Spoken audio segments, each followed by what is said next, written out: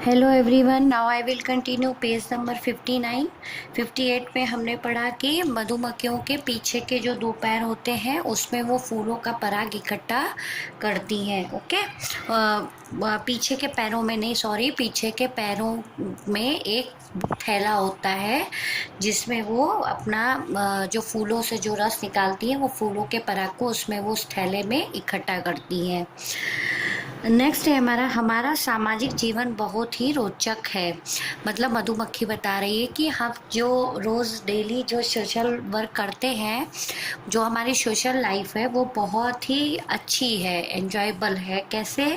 हमें अकेले रहने और अकेले खाने की आदत नहीं होती। वो क्या बोल रही है कि हम कभी भी अकेले खाते नहीं हैं और ना ही अकेले रहते हैं।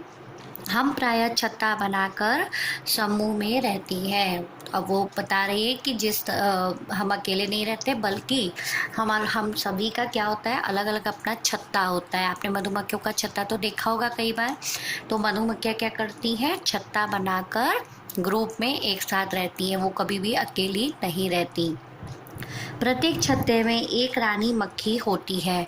अब मधुमक्खियाँ जहाँ जहाँ छत्ता बनाती हैं उन छत्ते में बहुत सारी मधुमक्खियाँ होती हैं, लेकिन उसमें एक रानी मधुमक्खी होती है। उसको हम नहीं पहचान सकते, लेकिन वो उनके ग्रुप में एक रानी मक्खी होती है। हम सभी मधुमक्खियाँ उसके निर्देशों का पालन करती हैं।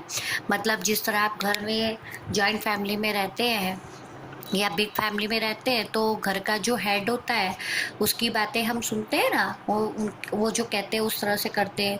तो उसी तरह जो मधुमक्खियों का ग्रुप होता है उसमें रानी मधुमक्खी जो होती है वो सबसे मेन उनकी होती है मक्खी। तो जो वो कहती है, जो वो ऑर्डर करती है, बाकी सारी मधुमक्खियाँ उसी के हिसाब से काम करती हैं।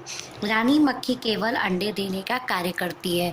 तो जब वो रानी मक्खी सबको जब ऑर्डर दे देती कि तुम इस तरह से करो, इस तरह से, ऐसे ऐसे, तो वो सिर्फ ऑर्डर देने का काम करती है। लेकिन जो रानी मक्खी है वो क्या काम करती है, सिर्फ अंडे देने का काम करती है। ओके। वह आकार में हम सभी मधुमक्खियों से बड़ी होती है। अब उसको जैसे आप जनरली छत्ते में देखोगे तो सभी मधुमक्खियाँ एक जैसी दिखाई देती हैं, लेकिन जो रानी मक्खी होती है वो जनरली जो कॉमन मधुमक्खियाँ होती हैं उनसे थोड़ी सी बड़ी होती है। हम सभी मधुमक्खियाँ रानी मधुमक्खी की देखभाल करती हैं। अब वो क्या कह रही है कि जो हम सब कॉमन मक्खियाँ होती हैं वो रानी मधुमक्खी जो हमारी मेन मधुमक्खी है उसकी देखभाल करती हैं। सर्दियों में ठंड से बचाव के लिए हम सभी मधुमक्खियाँ रानी मधुमक्खी के आसपास घेरा बनाकर रहती हैं।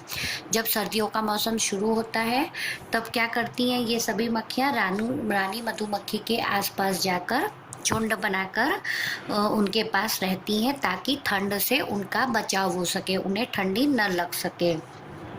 रानी मधुमक्खी प्रायः बसंत के मौसम में ही अंडे देती है। अब रानी मधुमक्खी जो अंडे देती, वो अंडे देने का भी उनका एक सीज़न होता है। वो सीज़न कौन सा होता है, बसंत का मौसम यानी स्प्रिंग का सीज़न, जो फरवरी में आता है। बसंत पंचमी जब आती है, जब हम स्कूल में सरस्वती जी की पूजा करते हैं, वो टाइम पे बसंत का मौसम स्टार्ट हो गया होता है। तो बसंत जो है, बसंत का मौसम उस बसंत पंचमी के सरस्वती पूजन के पहले ही शुरू हो गया होता है। तो जो बसंत का मौसम है उसमें ही रानी मधुमक्खी अंडे देने का काम करती है। हम सभी कार्य आपस में मिलजुल कर करती हैं। मधुमक्खी क्या बोल रही है कि हमारे और भी दूसरे काम होते हैं, लेकिन हम सब लोग मिलजुल कर अपना काम करते हैं।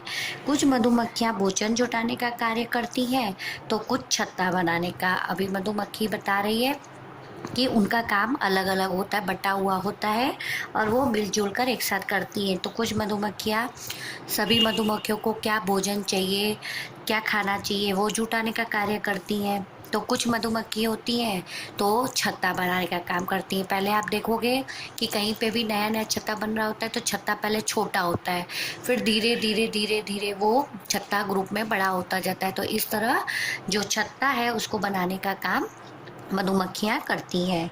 जान अब क्या बता रही है मधुमक्खी संभव और खुशी को कि जानते हो शहद कैसे बनता है? अब वो बोल रही है कि शहद कैसे बनता है ये आपको पता है? शहद बनाने के लिए हम मधुमक्खियाँ फूलों से रस चूसती हैं। तो सबसे पहले शहद बनाने के लिए क्या ज़रूरी होता है? फूलों का रस। तो मधुमक्खियाँ क्या करती हैं? फूलों का रस फूलों पर बैठकर चूसती हैं। फिर उसे अपने मुंह में इकट्ठा कर लेती हैं। फिर क्या करती हैं कि जैसे ही वो फूलों का रस चूसती हैं, चूसने के बाद वो अपने मुंह में उसे इकट्ठा करती हैं। अपने पेट में नहीं डालती, बल्कि मुंह में ही इकट्ठा कर कर रखी रहती है। हमारे मुंह की लार इसमें मिल जाती है। तो जब वो मुंह में रखी होती हैं तो मुंह में लार होती है। हमारे भी मुंह में लार होती है, जिसकी वजह से हम खाना चबाकर इजीली अंदर डाइजेस्ट करने में हेल्प होता है। तो उस तरह जो मधुमक्खियों के मुंह में भी जब खाना जब फूलों का रस जाता है तो वो रस को वो मुंह में इकट्ठा करती हैं, और वो फूलों का रस और उनके मुंह में जो लार होता है वो लार उसमें जाकर मिल जाता है। फूलों के रस के साथ लार मिल जाता है। हमारी लार में कुछ विशेष प्रकार के रासायनिक पदार्थ होते हैं, जिसके फलस्वरूप फूलों का पतला रस खुशबूदार गाढ़े शहद में परिवर्तित हो जाता है। अभी मैंने आपको बताया था ना कि इस चैप्टर के ज़रिए हमको कुछ साइंस के बारे में जानने को मिलेगा। तो यहाँ पे साइंटिस्ट लोग ने क्या निकाला कि मधुमक्खियों के मुंह में लार होता है। लार में जब फूलों का रस जाता है तो उनमें उसकी लार में एक अलग तरह के कुछ मिनरल्स होते हैं, कुछ आइटम्स होते हैं, कुछ रासायनिक वो उनको गॉड की तरफ से दिए गए हैं, जो क्या होता है जिसमें फूलों का रस जाकर जब उस लार में मिलता है तो वो खुशबूदार गाढ़े शहद में परिवर्तित हो जाता है। तो इस तरह वो ऑटोमेटिक वो रस जब लार में मिलता है तो लार में कुछ रासायनिक मिनरल्स होने के कारण वो जो फूलों का रस है वो खुशबूदार हो जाता है, और वो खुशबूदार होने के साथ साथ गाढ़े शहद में वो चेंज हो जाता है। लार हमारा एकदम चिकना होता है और फूलों का रस होता है पतला। तो जब उन दोनों को उसमें मधुमक्खियाँ मिलाती हैं अपने मुंह के अंदर तो उसमें से वो फूलों का रस जो है खुशबूदार एकदम गाढ़े शहद में ये मिलके दोनों चीज़ें शहद में परिवर्तित हो जाती हैं, यानी वो शहद बन जाता है। जब हम मधुमक्खियाँ फूलों का रस चूसती हैं तो पराग और फूलों का कुछ भाग हमारे पेट में चला जाता है। तो मधुमक्खियाँ क्या बोल रही हैं कि जब वो फूलों के ऊपर बैठती हैं तो फूलों का कुछ टुकड़ा और फूलों के अंदर का जो कुछ मटेरियल्स होता है वो सब उनके पेट में चला जाता है। वहाँ जाकर यह मुंह में, मतलब पेट में पूरा नहीं जाता। मैंने आपको ऊपर बताया कि वो मुंह में इकट्ठा करती हैं, मुंह में इकट्ठा करके रखी रहती हैं, तभी वो लार के साथ मिक्स होता है। लेकिन उसमें से कुछ कुछ पार्ट ऐसा होता है, सपोज आप मुंह में पानी भरे रहते हो थोड़ी देर के लिए, तो थोड़ा पानी क्या होता है हमारे पेट के अंदर भी जाता रहता है। तो उसी तरह मधुमक्खियाँ भी जब तक फूलों के ऊपर बैठ के रस चूसती रहती है तो वो मुंह में तो इकट्ठा करती रहती है, लेकिन कुछ कुछ पार्ट उनका क्या होता है कि पेट के अंदर चला जाता है। फूलों का कुछ पार्ट है, फूलों के अंदर का जो रस है, तो ये सब कुछ कुछ पार्ट जो है उनके पेट में चला जाता है। वहाँ जाकर यह मोम में बदल जाता है, और जो चीज़ें पेट के अंदर फूलों के अंदर की चली गई हैं वो चीज़ें फिर मोम बन जाती हैं। यह मोम हमारे पेट की त्वचा की थैलियों में जम जाता है। तो मोम यानी कि आपको पता है वैक्स, यानी जिससे हम कैंडल बनाते हैं, दिए बनाते हैं। आपने देखा होगा, कई बार आपने मोमबत्तियाँ देखी होंगी, फिर आप क्रेयॉन्स यूज़ करते हो, वो भी मोम का बना होता है, वैक्स क्रेयॉन। तो इस तरह बहुत सारी चीज़ें मोम से बनाई जाती हैं।